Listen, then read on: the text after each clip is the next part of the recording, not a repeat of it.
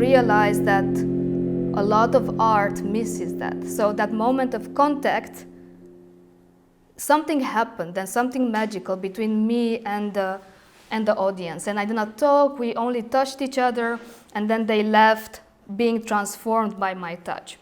Protocol we imagined for this piece, for me, it was just a natural way of engaging two people, because before you had the person sitting with the machine, and I did not want them to be passive. I wanted to have a bi-directional interaction.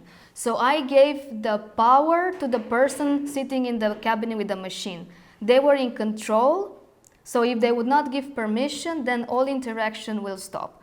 So you saw that the girl was saying that she can lay her hand on the cushion, and then when she releases the hand, the fingers go up and the machine stops. You saw that at some point the sculpture went like that meant that there was no permission and everything stopped. Later we also turned the lights off. When there was no permission, the lights turned off and the machine turned off, and it would only come back if the other person gave permission for touch. So here you can see, no permission, the fingers are up and I can't do anything.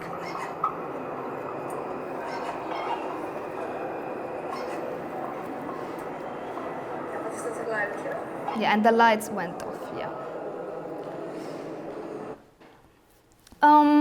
This was also part of a research I did with a couple of people from the University of Technology in Delft, and was very difficult to really collect real data, but for me what was interesting is that I had really long conversations with people after they experienced this piece.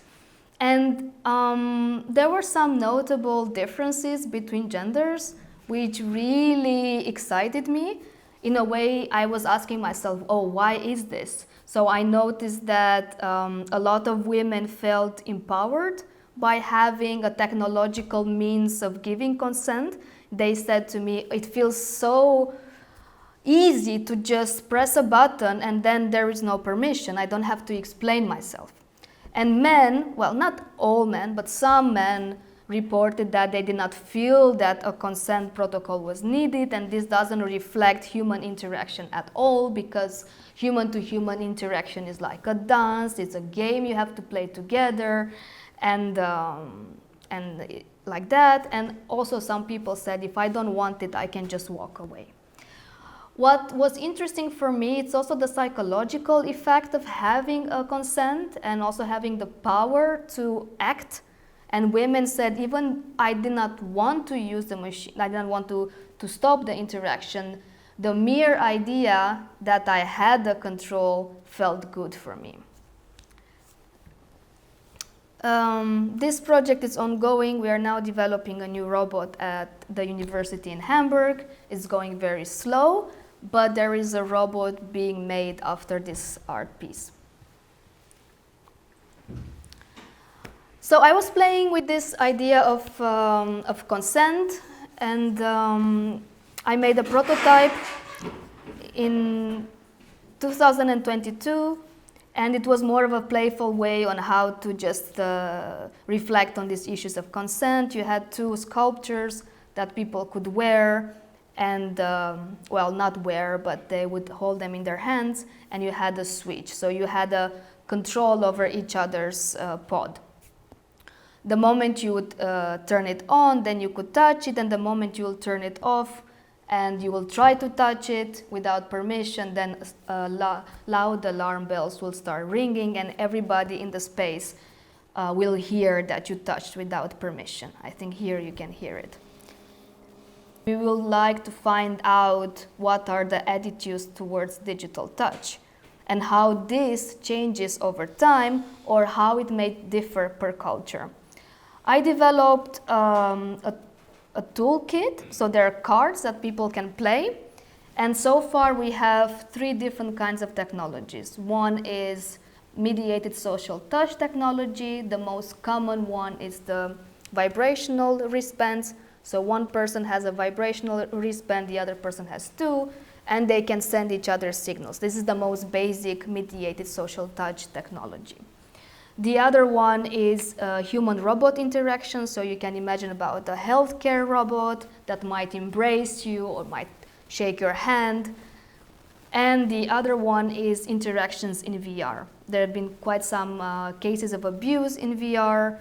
I know that some companies did personal space as a way of controlling abuse, but the personal space means that you can't go beyond that barrier. So in a way, it's again putting a wall between you and the other people, and there's not a lot of, it's not so much into the spectrum, it's like yes or no. And here we thought about different, what are the parameters that changes our attitude towards consent. One parameter is who is controlling the technology and your relationship to that person. So mother, father, to neighbor, to classmate, to teacher. So we had 10 different kind of people. And then the other variable that was changing was the location. So you could be at work, you could be at home, or I don't know, in public transport, for example. And about touch, context defines how we experience that touch. The same touch can be pleasant when it's given by somebody you like, when it's wanted, but the same touch can do a lot of harm when it's unwanted. So it's really about who does the touch and where. So I think here something with understanding our bodily reactions and emotions to certain stimuli is very important. And this is actually what I'm also looking at right now, that reacting to each other's emotional states can also give us an opening or not for future interactions. And in this sense, I think technology, it's interesting because it can show us things about our reactions that we don't necessarily have access to. Like, for example, in emotional intelligence theory, they get all this data about our bodies, and then later we maybe rationalize it. Even 1 hour, 3 months later, we finally understood how we felt on that moment, but we are not always aware of how we feel. So in this sense, I think technology can show us, oh, this is what's happening now. What would you like to do?